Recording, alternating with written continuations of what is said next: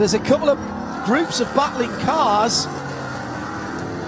These two are the last two on the lead lap, so there's no worries of what's coming up behind them. This is their own battle, if you will, and it's for third place on the podium. Yep. And what a third place that would be for either of these teams. Catherine Legg with Keith Grant and David Grant, and of course Nico with John Schauman and Mo Smith. Two drivers, well, one of them making his professional debut, that's Mo Smith, and John Schauman, his first professional race in North America, having done some Michelin Cup races in Europe this season in an LMP3 car. Rondet right there as they come up to the 59 Ford, just delaying Catherine for a moment. Two Ligiers almost as one as they come into the Jean de Bihan bends now. Can Nico find a way? Goes to the right hand side, bricks super late. There's contact, side to side contact. Nico over the curb, almost gets picked up by the 59 Ford of Kenny Wilden. Great job by Kenny Wilden to miss that. Fabulous job by Kenny Wilden. It was a bit optimistic. Nico rolling back across the track there. That's not smart. Very optimistic from Nico. He decided to go and then locked everything up, realising he was in trouble.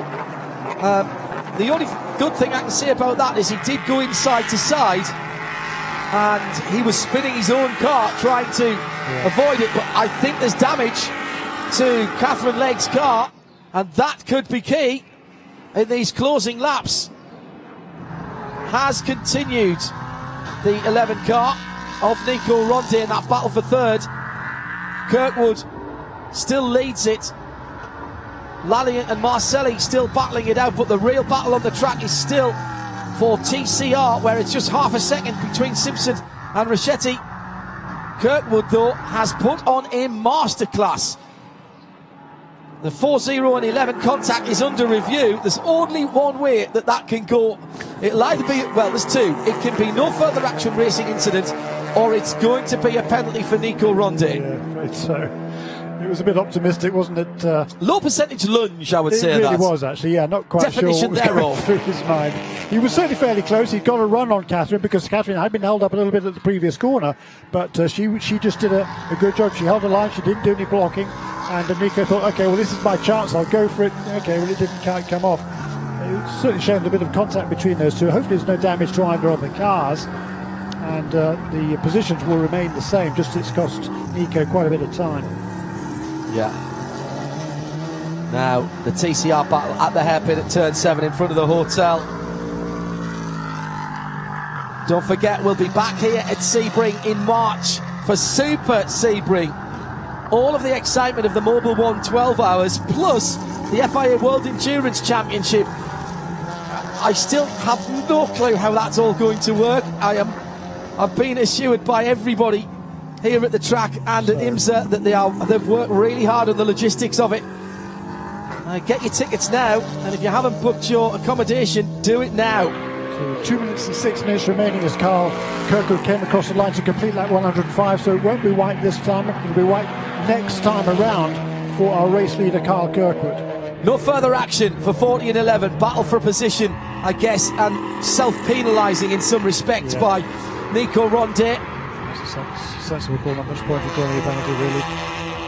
I think Nico knows that he made a mistake there. He's not a young kid, and he'll be the first one to go to Catherine and put out his hand and say sorry. I'm sure at the end of this. So this TCR battle, it looks like the 54 car is a little bit quicker in a straight line, Jeremy, but on the other side of that and the other side of the track, the 82 is quicker through the twisty stuff, so there's clearly a slight setup difference, whether that's just the rear wing or how they've got the car working. They're across the start-finish line again with a minute to go, but it's not their lap that's the important one, it's where Carl Kirkwood is. Carl Kirkwood is in the second sector at the moment. Yeah, and he will see the white flag this time. So these guys have got this lap and another one. This is not over by any stretch of the imagination. We promised you 4 hours of action. We're going to give you a wee bit more as far as the TCR battle's concerned. Yes, we are. Yeah, he's watching the mirrors. What was the lap time last time for Stephen Simpson? Was a 2:16.7, 2:16.3 for Remo Rossetti. A second or so, a good second away from their fastest lap, so they've certainly used the best, I think, of these Michelin tyres, but Stephen Simpson had no need to defend, just taking his normal racing line.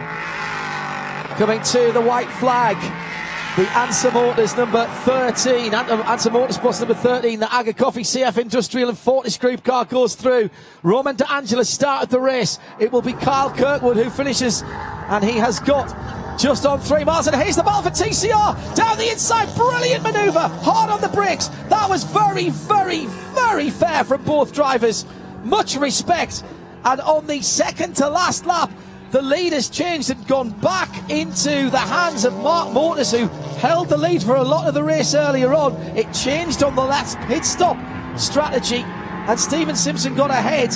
But it seems immediately that Racchetti has got through, he's able to put a gap into Stephen Simpson, so maybe he has held on to a bit more performance in the tyres, particularly the front tyres, because he was decisive under braking for Tower Turn there. That was impressive, wasn't it? I mean, that was a great, clean dive to the inside. There was no desperation there. No. That was just a really well-judged manoeuvre.